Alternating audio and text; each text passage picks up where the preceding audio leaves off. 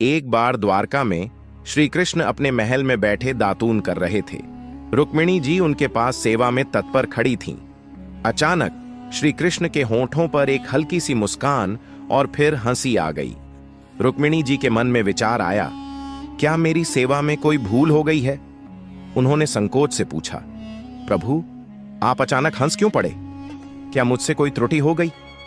श्री कृष्ण मुस्कुराए और बोले, प्रिय, तुम्हारी सेवा में गलती होना असंभव है। यह हंसी किसी और कारण से आई है। रुक्मिणी जी ने आग्रह किया, तो कृपया कारण बताइए, वरना मेरा मन अशांत रहेगा। श्री कृष्ण ने इशारा करते हुए कहा, वहां देखो, एक छोटा सा चींटा दूसरी चींटी के पीछे कितनी तेजी से दौड़ रहा है। वह अपनी पूरी ताकत लगा रहा है, मानो उसे पा लेना ही उसके जीवन का लक्ष्य हो। इसे देखकर मुझे अपनी माया की अद्भुत लीला का स्मरण हो आया और मैं हंस पड़ा। रुक्मिणी जी ने आश्चर्य से पूछा, प्रभु, एक चींटे के पीछे दूसरे चींटे का भागना आपकी माया शक्ति से कैसे जुड़ गया? श्री कृष्ण बोले, मैं इस छोटे से जीव को 14 बार इंद्र बना चुका हूं। 14 बार स्वर्ग के सुख भोगने के बाद भी इसकी भोग की इच्छा समाप्त नहीं हुई है। इंद्र पद भी भोग का ही स्थान है। जब पुण्य समाप्त हो जाता है तो पुनः जीव को पृथ्वी पर जन्म लेना पड़ता है।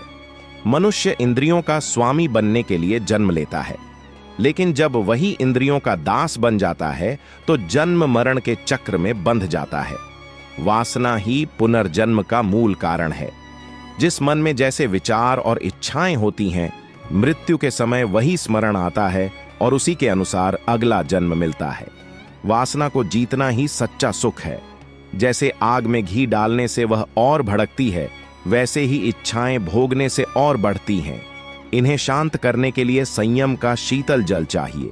संसार का मोह छोड़ना कठिन है, परंतु जब तक वासनाएं क्षीण न हो, मुक्ति संभव नहीं।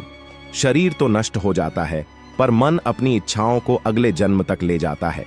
सम्मान, स्वाद, ऐश्वर्य, भोग और आलस्य को त्याग कर जब जीव केवल भगवान की शरण लेता है, तभी वह परम शांति और ब्रह्म भाव को प्राप्त करता है।